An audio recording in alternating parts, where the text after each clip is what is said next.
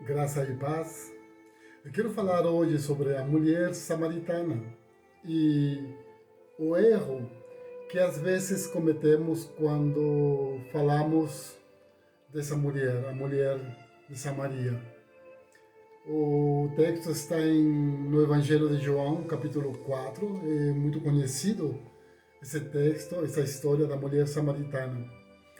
E na maioria das vezes olhamos para essa história dessa mulher, a mulher samaritana, e simplesmente reduzimos a história dela a pecado sexual.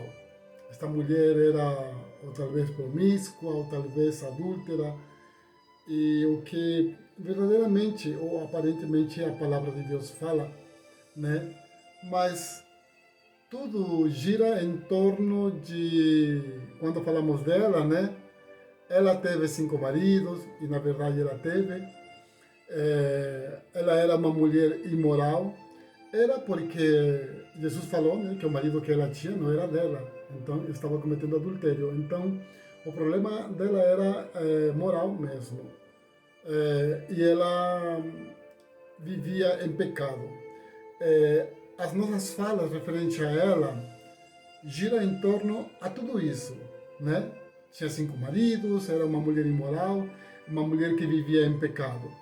Só que o texto bíblico não diz isso explicitamente, né? E quando olhamos com mais cuidado, percebemos algo muito mais profundo sobre essa mulher. Talvez ela não fosse promíscua. Ela teve 5 maridos. Isso não indica que ela poderia ter sido promíscua. Ela estava em adultério, mas isso também não indica que ela era uma mulher promíscua. Talvez ela fosse uma mulher rejeitada muitas vezes. E talvez esse seria, talvez o assunto dos 5 maridos que ela teve. E por assim dizer, né, conhecendo sobretudo a cultura daquela época, a mulher não era quem pedia o divórcio. Na cultura daquela época, a mulher não pedia o divórcio. Quem repudiava era o homem, né? Ou seja, existe uma possibilidade muito forte de que ela tenha sido abandonada várias vezes, tenha sido descartada, né, por assim dizer, pela forma como era naquela época. Pode ser que ela tenha sido descartada. A mulher, na verdade, a mulher não tinha valor para essa cultura naquela época, naquele tempo, né? Pode ser que também ela tenha sido trocada várias vezes. Então, isso muda completamente a leitura desta história. Não estamos olhando apenas para uma mulher pecadora. Estamos olhando para uma mulher ferida sucessivamente. Uma mulher que foi machucada, ferida, rejeitada, né? Muitas vezes. Essa mulher, nós podemos ver que a história dela parece que se encaixa bem nessa ideia de que ela foi muito ferida por sucessivas rejeições, né, de diferentes homens, né, de vários homens. E quando alguém passa por esse tipo de rejeições, né, repetidas rejeições, é comum desenvolver padrões como medo profundo de abandono. Isso é normal, né? Quando a gente é rejeitado. Dependência emocional. A gente desenvolve dependência emocional. A gente desenvolve necessidade intensa de aprovação, né? Desenvolve também a dificuldade de romper, muitas vezes, com relações ruins.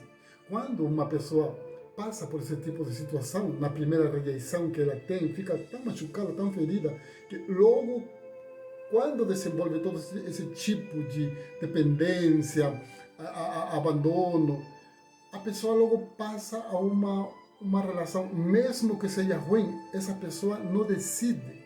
não consiga, tem dificuldade de romper com esse tipo de relacionamento, como se diz, abusivo, violento, e se submete a esse tipo de relacionamento, muitas vezes porque desenvolve esse tipo vamos dizer, não somente padrões, sino o trauma, na verdade.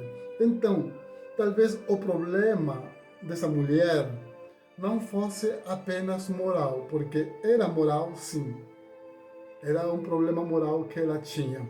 Mas talvez fosse uma ferida de rejeição, né? E isso, na verdade, conecta diretamente com muitas mulheres de hoje em dia. Mulheres que permanecem em relações que machucam, mulheres que aceitam migalhas emocionais, né? Mulheres que têm medo de ficar sozinhas, mulheres que muitas vezes repetem padrões de abandono. Agora, você percebe? Agora você percebe que a história não é apenas sobre pecado, ou é apenas sobre pecado, né? Eu percebo aqui que a história não é apenas sobre pecado. Essa história e sobretudo o Senhor Jesus enfatizou.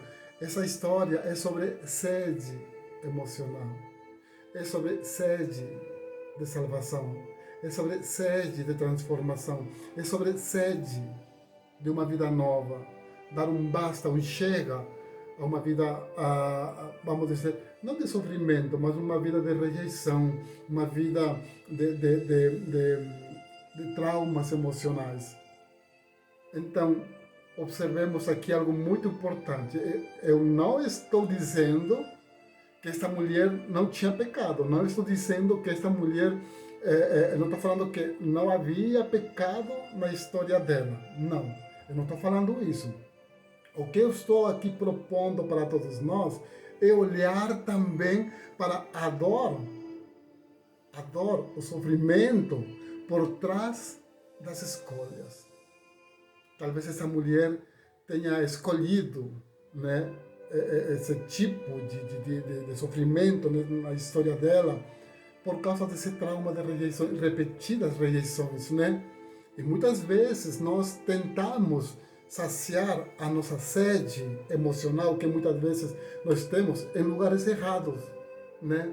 Em lugares errados, com pessoas erradas, em situações erradas, né? E essa também pode ter sido, né, a realidade daquela mulher, a mulher samaritana. Mas veja só, que nesse momento